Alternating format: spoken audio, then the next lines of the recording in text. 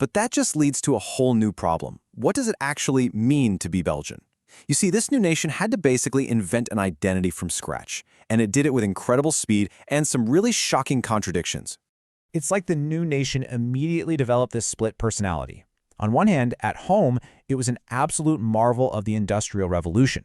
We're talking the second country in the world to industrialize, right after Britain. The southern region, Wallonia, became this industrial powerhouse.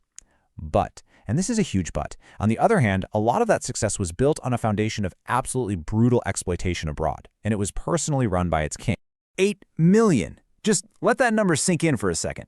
That's the estimated number of people in the Congo who died under King Leopold II's personal rule. And you have to understand, this wasn't even a Belgian colony yet. It was the king's private property, his personal fiefdom.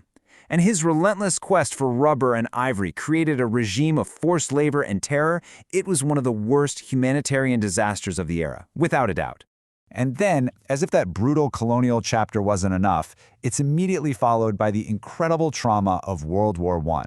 Germany just rolls right through, violating Belgium's neutrality, an event that became known as the Rape of Belgium. Now, this shared suffering, this shared enemy, it forged a really powerful, though as it turns out, temporary, sense of national unity. For a little while, it managed to paper over these deep internal cracks that were already starting to show. Because that unity that was forged in the trenches of World War I, yeah, it wasn't gonna last. Belgium's next great test wouldn't come from a foreign invader, but from deep, simmering divisions from within. And at the heart of it all was this: the linguistic wars. For most of the country's history, French was the language of power, the language of government, of business, of high culture. The problem? The majority of the population actually spoke Dutch.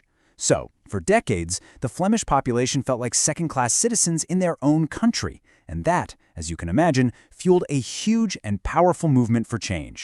And then, economics came along and poured a whole tanker of gasoline on that cultural fire. See, after World War II, the economic tables completely turned. Wallonia's old-school industries, coal and steel, went into a long, slow decline. Meanwhile, up in Flanders, the economy was booming with modern ports and new industries.